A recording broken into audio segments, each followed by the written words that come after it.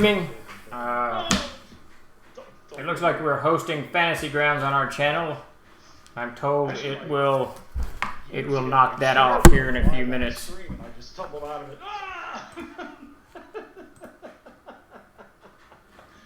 You want to talk about deleting a video as fast as you can? So I don't think it has, so let me mute that because I'm sure you guys are getting feedback. Alright.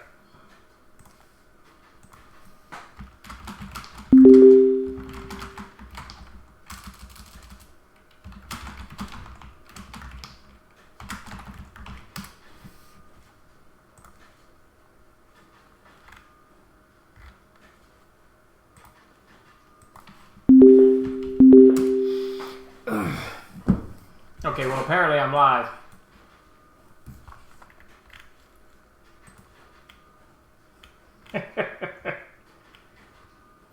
Well, that's good. I didn't know that. I can't see that on the thing. All I can see is Jen Page, who arguably anyone would rather see than me, but there you go. There you have it. Is it number 24? I thought it was 25. I've got it marked down as 25. See if I can fix that right quick. I thought we were already up a notch. There we go. So now it is, wait, it is 25? Well, let me, let me unfix what I just fixed. Alright, now it's re-notched. That's just a training exercise for me. Alright, so, but I guess even though I'm seeing Fantasy Grounds, everybody else is seeing me and not Jen Page before I start rambling on.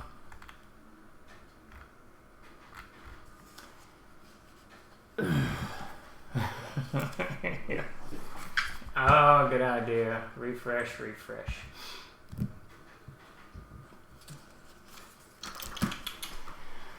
Alright, looks promising. Look, there I am. So now we got a full 3 minutes of me babbling about absolutely nothing. That's good. That's just equals the rest of the rest of most of my day babbling about absolutely nothing. And we'll give everybody a few minutes to wander in before we dive into game drag. We are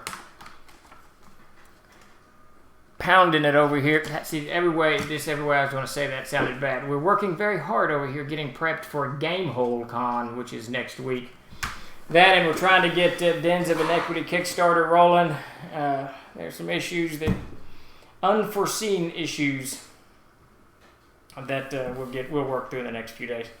Get that hooked up and go. And then there are some more issues with the Castles and Crusades Classic box set, which we will also get fixed in the next couple. Well, should be fixed today. New files off to the printer as soon as I'm done here with this live stream. But lots of little hiccups. So this will be a nice, refreshing break from a rather entertaining week. That's what we'll call it, an entertaining week. So, Chuck, how long do we want to give it before I dive in? I'm going to give it a few more minutes for people to show up. Let it roll around. Did we lose Chuck? But Perry, you're here, we're doing it, we're going, we're all in. That works for me, that's all the cue I need. The Kickstarter, what Kickstarter? Are we running a Kickstarter? Yes, we are running. We have what is it? The NPC Almanac is on Kickstarter right now. We're in week 2, I think. It's done really, really well. We've got, this resource will have over 3,000 NPCs in it, all kinds of stuff. And if you've read any of Davis's material from previous publications, Death in the Tracklands, Bergholtz, Beneath the Black Moon, Den of Inequities coming out, and other various and sundries, you are well acquainted with his NPCs, and they're all insanely detailed. Lots of just information about the individual, what they wear, how they think, and with little adventure hooks throughout. So there'll be tons and tons of these NPCs in there. Absolute mountains of them. The Kickstarter comes, you can get either the regular NPC Almanac book, which you can just take and go, It's designed for Castles and Crusades, but honestly, so many of those things are universal. Like the regular NPCs, the innkeepers have just hit points and hit dice, so all of that stuff's fairly universal. A lot of it will be useful for any game system. But you can get the book itself, the Almanac, or you can get the box set, the deluxe box set, which comes with the Almanac, Book of Names, engineering NPCs, 24 encounter cards now that have caravans, dungeoneering parties, etc. So just lots and lots of stuff, and a deck of cards. We're working towards one of the stretch roads will really expand the deck of cards into a henchman deck of cards, so that your players can you can hire a henchman, and there it is. He's ready to go. You don't have to worry about all the stuff that going to making him out and personalities and all that stuff. So it's live on Kickstarter right now. Go over, check it out, leave a comment. Good stuff. Also, quick plug for Jason Vay's Kickstarter, Night Shift. It's got 6 days or something, 5 or 6 or 7 days. Very close to funding. Go over there and check that one out as well. Jason Vay does a mountain of writing for us and headlines all of our 5th edition conversions. He just finished converting The Hanged Man, our Halloween special for 5th edition, this morning, so it should be out tomorrow. Just lots and lots of stuff going on. In the dens, plus game haul, plus shipping Kickstarters, etc. Good stuff. All right, well then, without further ado, I'm going to jump into Game Drag. That was this week's GM's Tricks of the Trade. If you've not signed up for the newsletter, definitely sign up for the TLG newsletter. We try to put these out every Tuesday, and then we follow up with the live stream where I just kind of ramble on about the tricks that I posted on the live stream, and then as well as listen to everybody's talking about it, and listening to y'all's opinions and what you do in the same situations, etc. So we're going to dive right in here. You want me to give it a minute, Chuck? Or you want me to just jump right in?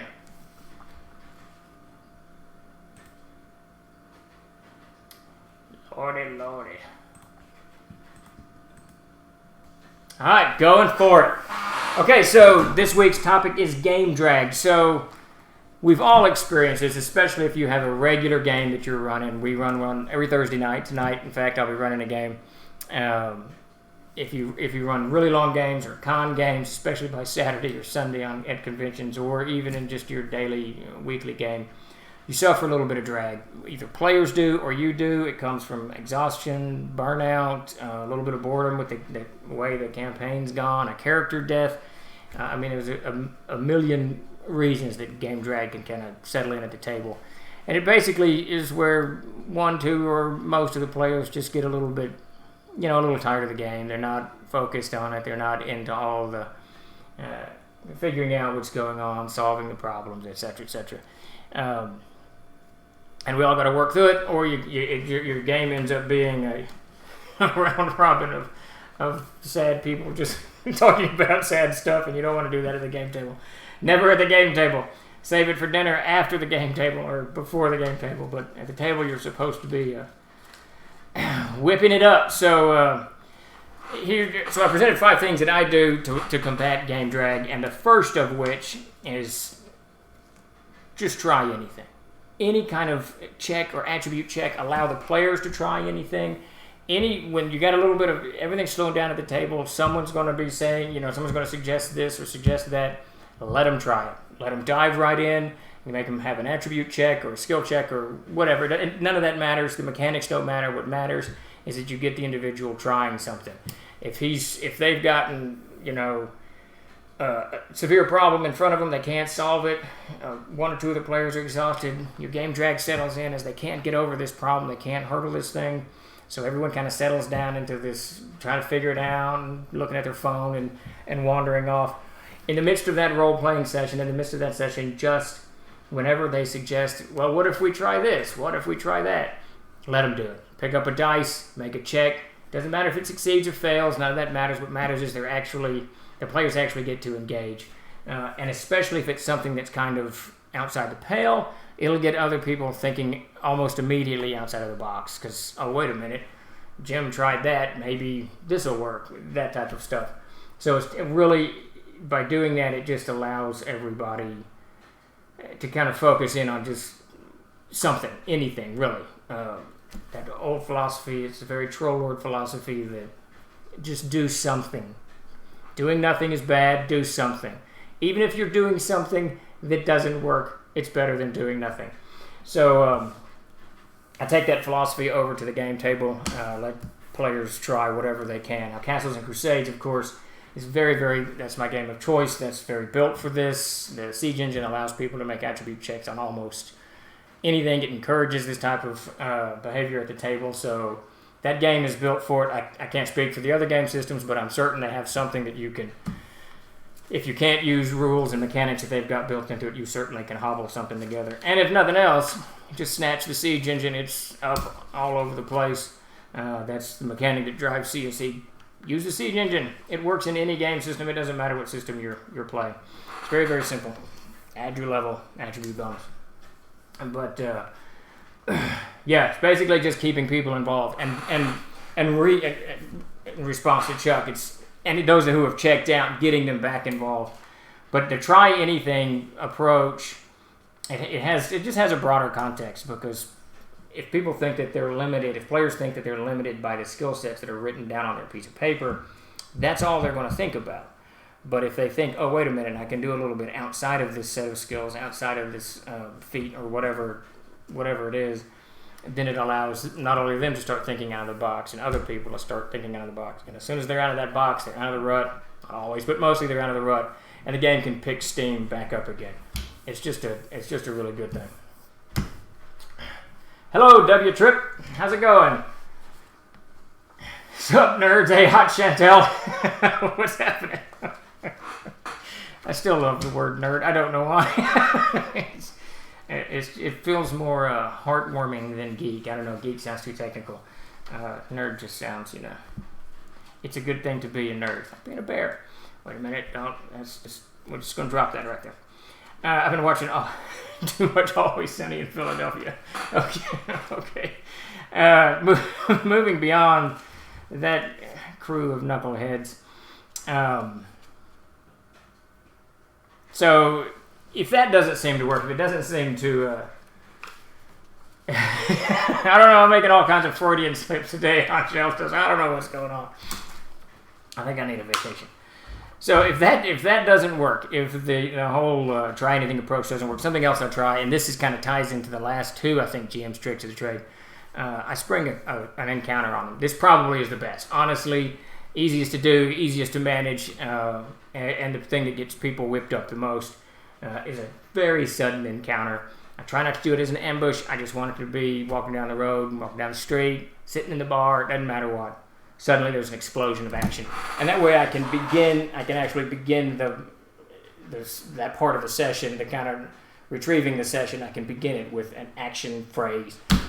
The mug crashes over your head, the arrow slices through your arm, whatever it is that you can hurl at them, that type of stuff generally focuses people immediately. Unless they're asleep, generally everybody, when there's combat coming at them, they're going to stop what they're doing and focus. Now, your combat's going to have to be interesting enough to keep them involved, of course. But the sudden encounter, I think, works very, very well. And it really is the simplest of tasks, the simplest of things for you to do to get things rolling. Now, much like a caffeine high, it might go quickly. If the encounter goes really fast, it might not have solved whatever problem or what it is has stymied them. If it's just exhaustion, you're probably okay, but if it's something in the game that's causing drag, then that sudden encounter is probably just going to distract for a little bit. But regardless, it should get them pumped up and get them rolling. Hey, Epi, how's it going? Yeah. We need no terms of service violations from anybody. We'll have to keep Davis off the Twitch feed. My brother, he's the author of the NPC Almanac and all other kinds of stuff. To keep it good and clean. All right. Well, does anyone have any comments, any questions about the first two? The try anything, the spring sudden encounter on people. Those are probably the two easiest and the two I use the most.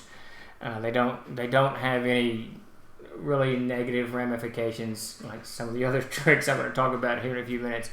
They're easy to kind of gloss over.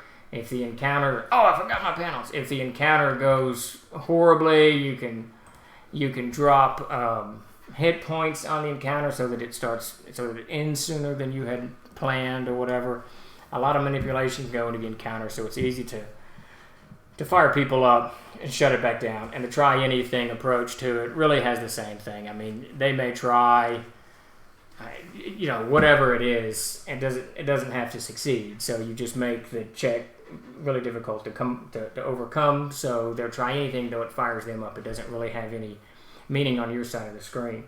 On the flip of that, it may really turn something. I think one of the funniest things I've ever seen in my forever river encounters that I use at conventions, I use them a lot. Had a flooded river, a lot of water. They were trying to get across, so these two dwarves that were cased in iron cut a tree down and tied a rope between themselves, stood on either side of the tree. All the other party members got on the tree, and the dwarves used themselves as ballast to keep the tree from rolling left and right as they paddled across the river. Chances of that succeeding, 0. But it was such a cool concept that I certainly let them go with it. And it got everyone laughing and joking and immediately changed the tone because the new people at the table, we're playing CNC, of course. The new people at the table were like, okay, wait a minute. So we can just go. And for the rest of the game, it was pretty fired up. So the try anything approach will work with very little damage. To your overall game, the springing a sudden encounter, that too will work with almost no damage unless you kill a character or something. But it should be more than enough to get people's adrenaline pumping and fired up and back at the table, mentally as well as physically. So that brings us to number 3, our third trick of the trade. Let's see, Babunski mostly talking about how are you changing names? What's going on? Mostly talking about how your surprise encounter, Epi. Epi, you surprised us. Your blood comments is fear or death. There you go. So the third one is a little trickier to use because it can be very benign, or because players are very, very clever. They've spent years figuring stuff out, and if you've gamed with them for a while, they've spent years figuring your stuff out, and they know how to manipulate you when you're not even aware you're being manipulated. That should probably be another trick of the trade, how to avoid being manipulated by your players. Yes, I'm moving on to, did I move? No, I didn't do it. Had my cursor over the third panel. Okay, third panel is up. Thank you, Chuck. All right, so the third one is using magic items or some type of magic that the characters stumble on. So if your table is just, no one's really getting into the game, or whatever the drag is, if someone suddenly stumbles upon, there's a magic ring, and they pick it up, they know it's magic, chances are everybody's going to immediately wake up because suddenly there's treasure and suddenly there's magic, and lots of questions are posed. Why is this magic here? Is this a trap? Are there monsters about? What dropped it? They're going to be, all these things are going to be racing through their mind as they try to figure out what you're doing. And when really someone just dropped it, whatever, it's just laying there. It's something to enthuse them. Best to use something very simple, a +1 dagger or a ring of protection +1, something that's just a ring of feather fall. Something that's just not going to unbalance your game. I would never just have them stumble on a Vorpal Blade or Stormbringer or Sauron's Ring or any of that mess. Just something to get everybody kind of enthusiastic. Treasure and magic is a huge part of the game, and people love it, and it's a lot of reasons why they play to harvest this stuff from whatever monsters they've slain. So finding something like that at the table will get people fired up, usually talking amongst themselves as they try to figure out what's going on. And that's really all you want to do to break the drag in the game. You just want the players back at the table, mentally jibber-jabbering about whatever it is. I don't do this one often. I don't use magic a lot in my table. It's not always part of the treasure troves. I don't like to give out magic a lot, but mainly because it accumulates. It's probably a whole catch-22. No one will get rid of magic in my game because there's not that much magic to begin with. So by the time they're 10th or 12th level, they've got so many magic items. It's nuts. So I don't do it often, but it certainly is a way. And you can extrapolate this out. This can be a magical. What are those? The fairy rings, the toadstool rings. Is that what those things are called? Whatever it is that Fae are doing, or it can be residue left over that a dragon passed through that the magic user discovers. It can be any kind of magic ambiance or magic item that you want. Anything just to make the players, just to break the mold of boredom and make the players engage with the game that you're playing. It's a good one. It shouldn't be too disruptive, but it can be because players are clever. Let's see. Hey, these panels, you're getting better and better. One, this panel, I absolutely love. Fresh as a daisy. That is just cool. And you've broke out the old logo. That Troll Games logo that you see in panel 3 there. You got it in all of them? I didn't even notice. Yes, you do. So this is Blood, Iron, and Magic. Oh, I love it. Blood and Iron, those are my 2 favorite phrases at the table. Blood and Iron. And I say molest a lot. The monsters do not molest you. The NPCs do not molest you. It's a lot of that strangeness going on at the table. So, yeah, absolutely. We used that logo from 99 to 2003 or 2 or something like that. Oh, did you really? Nice. So he has a nice golden crown. I absolutely love that logo. It just typifies, I think, TLG's whole, I don't know, it's just got a great feel to it. Not sure why we changed. We switched to a couple others in the middle of before we settled on the one that we have now. Part of it was on a banner. I needed it to be really visible on a banner. Great logo. But you did a great job with these things this time.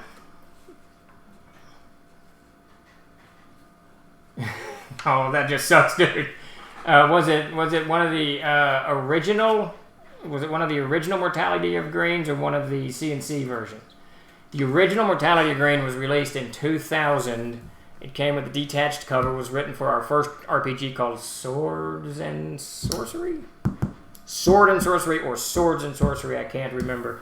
That book and Bakun have seen the most iterations of any publication we've had. Maybe Line on the Ropes too, but no, just Bakun and Mortality, because it would have been Swords and Wizardry, D20, Castles and Crusades. So Bakun has not been out in 5th edition yet. There's one, I'm missing one in the middle. I can't remember what it is. I'm not sure which one it is. Anyway, so back to the tricks of the trade. Oh, thank you, Trip. Yeah, I really enjoyed. I ran that a gazillion years ago and wrote it up because it was such a fun adventure to run, and it's one of the few that I tried hard to make it a chase adventure where there was kind of tension involved around the chase, and that's, as you know, you've run games. It's really hard to do to keep players chasing the things, because if they don't get to it pretty quick, they're like, why are we doing this? So they go off and do something else. So I remember when I was running that one, it was a challenge to keep everybody fired up. Well, that sucks if it's a first print, Chuck. That sucks. I might have 10 of those. I think I've got covers but no guts, I think, from way back in the day. There's the back of our warehouses. Got a column about 2 small columns, probably about 2 by 4 feet, and one giant column that's about 6 by 4 or something like that, just books stacked up, and it's filled with all kinds of stuff that we've published from 2000 all the way to about 3 or 4 years ago. Lots of Gygax material in there, and swords and sorcery, whatever we did. Necromancer games, we published them for a while. Kinzer, we printed their stuff, and I published Kinzer. We did that stuff for a while, and then mountains of Castles and Crusades, leathers and first printings and blah, blah, blah. Yeah, come on down. I'm going to have to get in that stuff and eventually go through it. It's driving me crazy. It's taking up too much room. And I'm not much of a collector, so one of these days I'm going to get a wild hair and go in there and set it all on fire and just be done with it. All right. So does anyone have any questions or comments about the first three? We basically went over to break up game drag, just try anything at the table. Even if you have to import mechanics from another system, do that. Borrow from Castles of Sage. We've got a great system for doing anything. Try anything. Spring a sudden encounter on everybody and stumble on some magic. Any one of those things should help you reinvigorate the table and at least get one or two of the players involved. And as soon as they're involved, the others usually will follow. Or minimally, you've got you or if you're the one exhausted, whoever, you've got a few people that are engaging with you, so your game's rolling again. The fourth one, the fourth trick of the trade is one I try to never use. I have used it. I use it occasionally, usually when I'm a little bit angry at the table, but it's to use an NPC. Wait, got to get my panel. Boom.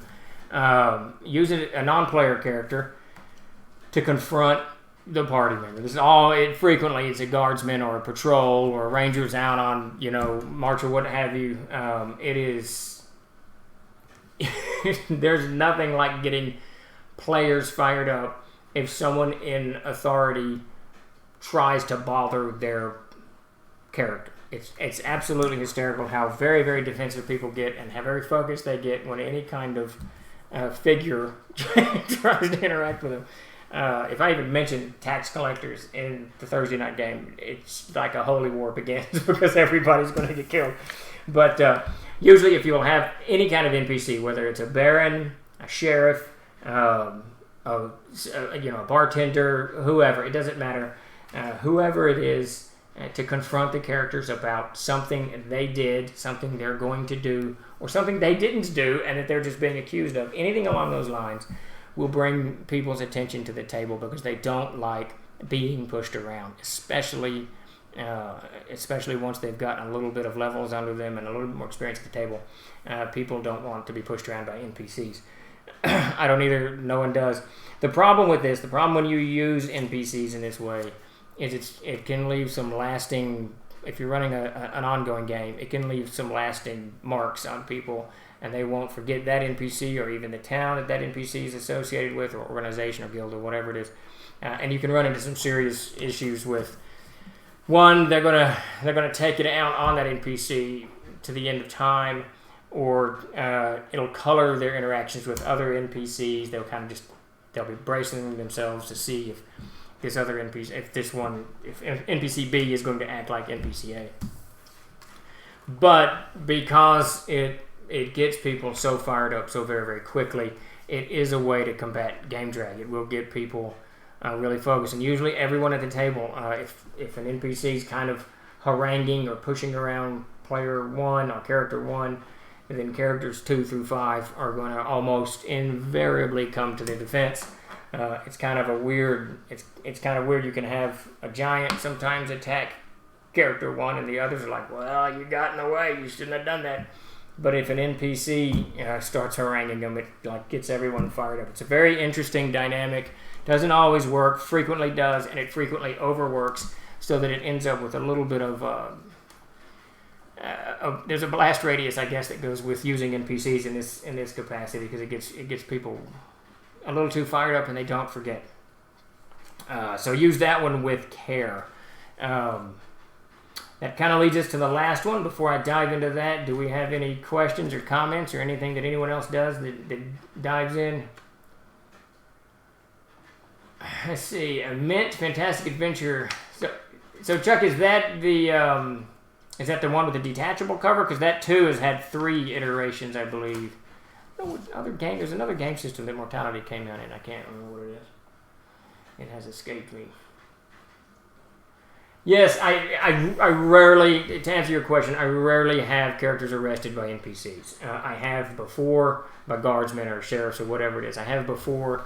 I don't think it's ever ended very well because, of course, once they're arrested, they have to give up their equipment and their armor, and that immediately sends people into fits of anger. Whether it's expressed at the table or not, they're going to be very angry with what's going on because they just lost their +1, whatever magic that you had them find on the trail earlier in the day to break up game drag. Now they've lost it to the sheriff. So it makes people angry. And then when you start arresting them, and this is the fine line with NPCs, when you start arresting them, if they resist, now you've got a bloodbath one way or the other, and now you've got your whole game just shifted in a different direction, because if the characters kill 8 or 9 guardsmen and a sheriff, then chances are the town's not going to, or village or whatever it is, isn't going to be, really happy with that and send more or hire mercenaries. So your game may go in a completely different direction than you wanted it to. So I try to always kind of stop there. I usually just do, if I have, patrols are the easiest to do, and it's just hey, get out of my way, you're in the street, we're going to fine you if you stay in the street, and an argument will proceed. You got to cap the guardsmen, of course, a little bit. You can't have it be too much. But it works with anyone. Innkeepers are a great NPC to throw at people. Stable masters are good. They lose their horse. Whatever it is. There's any kind of armors. I can't fix it. Whatever it is. Arguing with shopkeepers. That's probably the most easiest. People are just kind of sitting there. They want to re-equip. Have them get into an argument with the shopkeeper over pricing. The prices are here are 10% more than are listed in the player's handbook. That alone will begin players irritated and players coming at your NPC, and then you can plop them in the middle. And it's one reason that now I use NPCs a lot. I mean, I use Gary Gygax's Book of Names, a book we published years ago, and I have NPCs at the table constantly.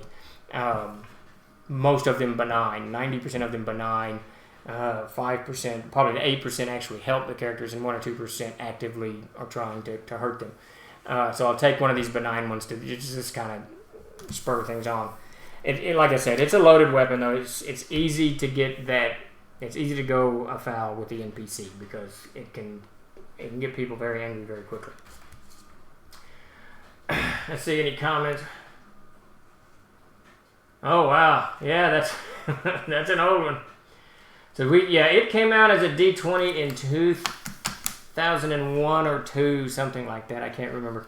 I know that our first releases, we had 2,000 each of 4 books: Arid, Mortality, Vakund, and Fantastic Adventure. And those had detachable covers. So if you got one of those, there's not many of them out there. They made it through distribution too. I think ACD was the first distributor. I know ACD was the first distributor to pick this up and carry that stuff. Good stuff. So the last one, gotta get my panel going here. So the last trick of the trade that I discussed in this week's newsletter was rolling dice. And this plays into most everything we've talked about before today, but anything that you can do to get players rolling dice is a good thing. The dice, this is really the only common physical thing that all gamers have. We all game a little differently. We use different game systems. We, whatever it is. We set up tables differently. We have different snacks. Some people actually don't drink Dr. Pepper. I don't know what it's about. But there's all kinds of stuff that we do. But at the end of the day, that D4, 6, 8, 10, 12, and 20, and D100, and D30, that's what we all have in common. And when people hear that, I'll have one interesting. When they hear that very distinctive sound, you've all heard it a million times. When they hear that sound, I'm assuming that you can hear me roll the dice. When they hear that sound, it will almost invariably engage everyone. It might not keep their attention, but they're going to be looking at their phone or talking or studying their character to figure out what's what. And they're going to hear that noise, and then they're going to stop and at least look at what's going on. So if you can get them rolling dice, whether it's an attribute check, the sudden encounter, you can literally just say, and I do this frequently, okay, everybody give me a wisdom check. Everybody give me, or whatever game system you're using, spot check or whatever, whatever it is.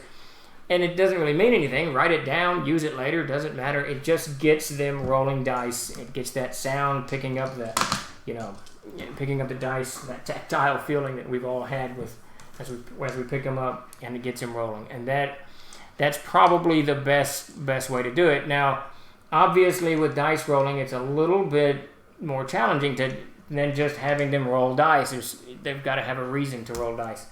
This plays into things that I've discussed in previous tricks of the trade, the environmental conditions around them, whether it's weather, terrain, NPCs, animals, whatever it is around them, that if you have more of that in play at the table, then it allows you the opportunity to use dice far more than if you don't. So that's one reason that I always kind of stress to always use equipment, weather, terrain, everything. All of these things are really tools to make the game more realistic, but also tools to engage the players. And that at the end of the day, you are adjudicating a game in which people are wanting to play. They're trying to solve what you've laid out in front of them. And your role at the table is to keep people to having fun, right? I mean, that's really, it's not just, I've written about this before. I'm not a big proponent of the DMs, GMs, whatever, the martyr complex where we put hundreds of hours of work into something and players do the opposite. It's just the nature of the business. I mean, that's just the way it goes. Sometimes it works, sometimes it doesn't. And so that's the risk you take when you're running the game. So that's why I have lots of these little things around me, around the players, that allow me to engage better. And the environmental conditions are huge on this.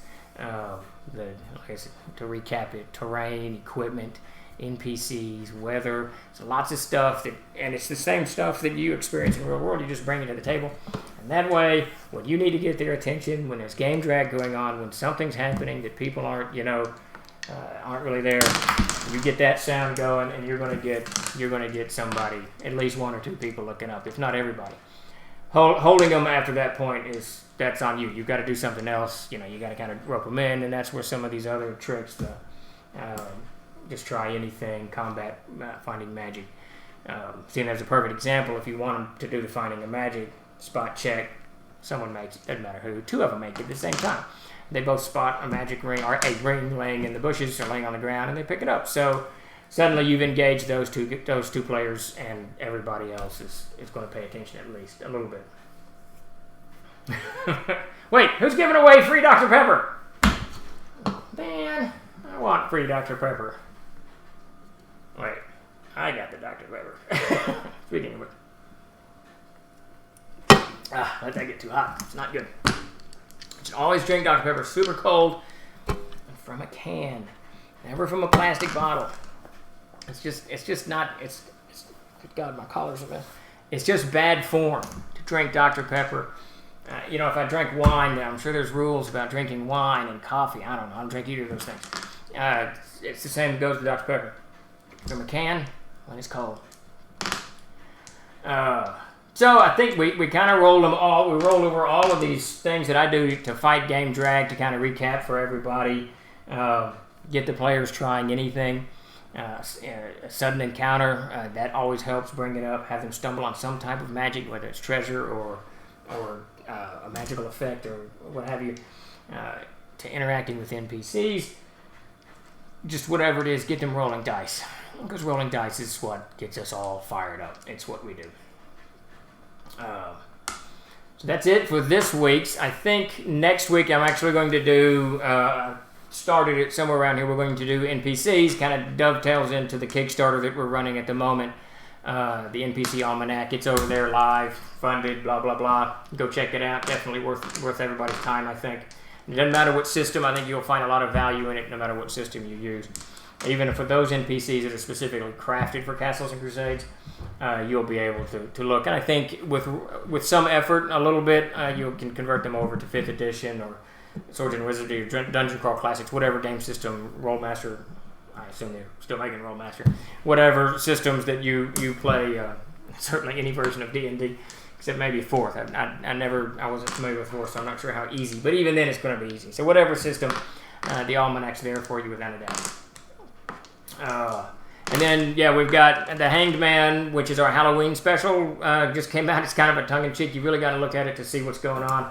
I'll see if I can't get Tim to post a small clip of it, because it's the names of the NPCs in there are just hysterical. And it's really a cool kind of concept, too, that Dave has developed.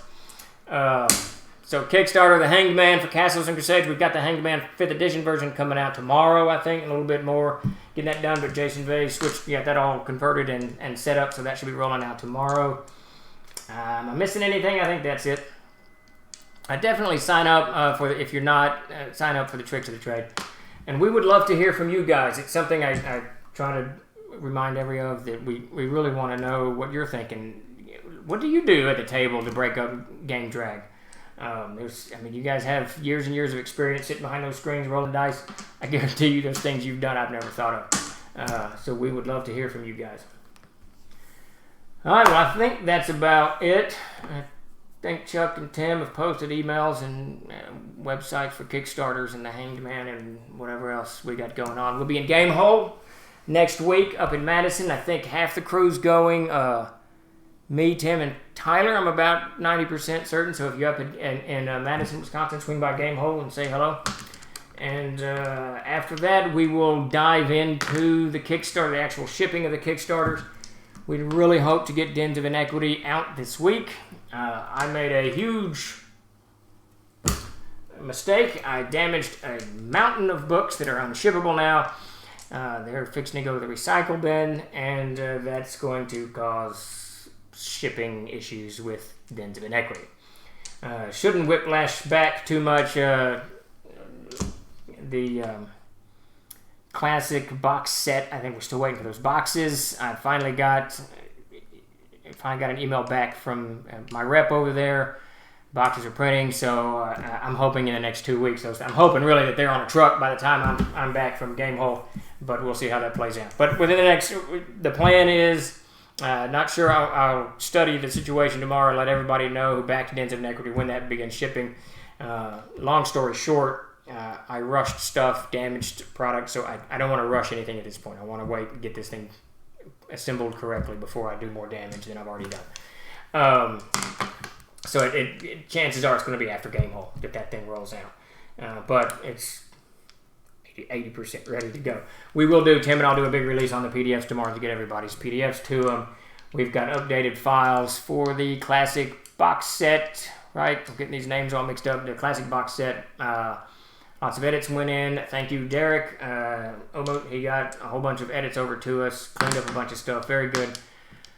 Caught that before they were printed, so that's good. And those will go back out to backers here soon.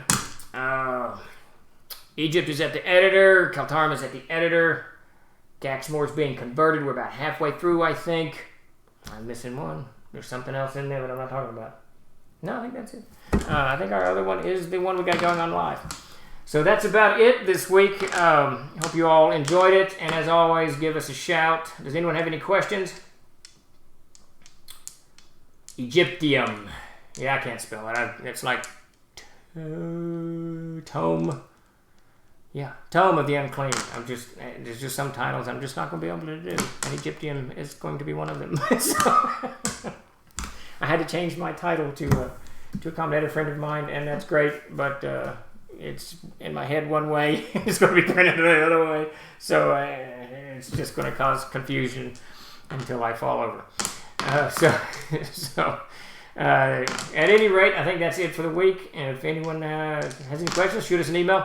We sure appreciate everybody stopping by. And as always, we'll be hopefully we'll be back actually live from Gamehole next week, same time, 1 o'clock Thursday, Central Standard Time. And then Tricks of the Trade should go out Tuesday to those of those on the newsletter. So thanks again for everyone hanging out. I'm signing off. If I can figure out how to do this. There it is. Take it easy, y'all.